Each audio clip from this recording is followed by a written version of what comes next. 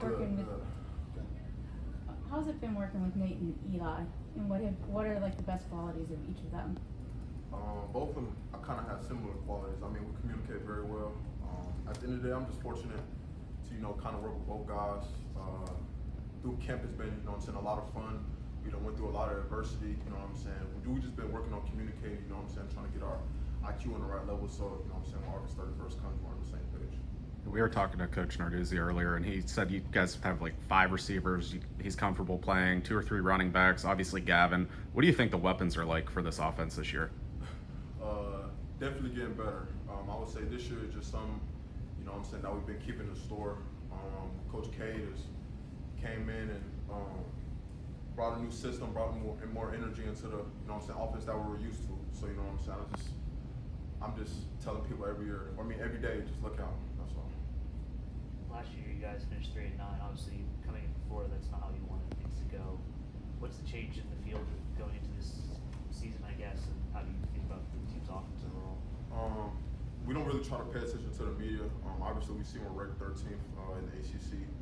We definitely have a big chip on our shoulder that's at this point getting real stale. We have a bad taste in our mouth for having 3 wins, and that's something that the program is definitely not used to. And like I said, starting August 31st, we're just trying to turn everything around. And go 1-0 every week. Will this offense fit your skill set a little bit better than what you guys played in last year? Just how is your role different this year in this offense than it was before? Well, I feel like my skill set, I can play in any offense. It really doesn't matter what it is. I can play inside or outside. This offense does highlight more for me to showcase more of my route running, and some of my yard running at the catch, I definitely think those are 2 skills that I need to excel in, and it's definitely something that I want to put on tape to show guys that I can't just, high point the ball or run vertical routes. I can definitely, at my size, get in and out of routes and, run after the catch. So that's what I'm just looking for. What were some of the problems you guys encountered in transitioning from last year's offense to this year's offense? I wouldn't say there was no really problems. I would just say more of the challenges. I mean, this is my 4th playbook.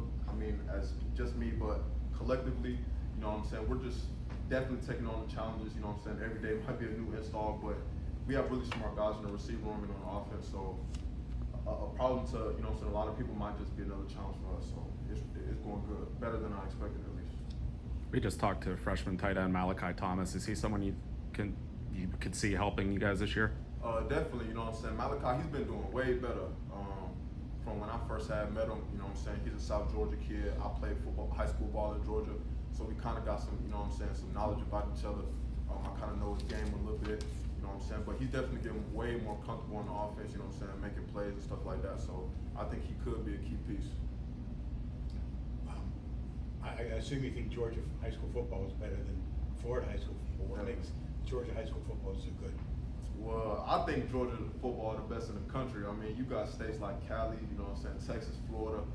Of course they gonna think, they state the best because they way bigger than Georgia, but, I just feel like it takes a type of grit, and take a type of mentality to, come through and play.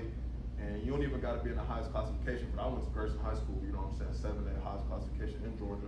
So, seeing a lot of kids, seeing a lot of people go from there to college to the NFL, it just shows you what type of player, you have to be to kind of compete down south of Georgia. So, Yeah, when Coach Narduzzi was talking about the scrimmage over the weekend, he said you guys didn't really turn the ball over. It was just a lot of mental errors. Are those things you feel like you guys can clean up?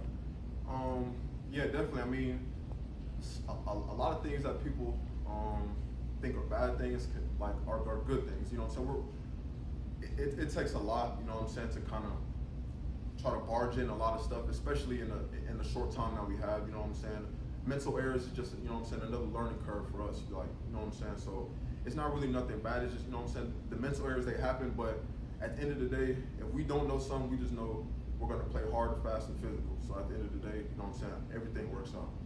Outside of some of those mental errors, what are some of the things that the offense is trying to work on and improve upon going from the first to the second scrimmage?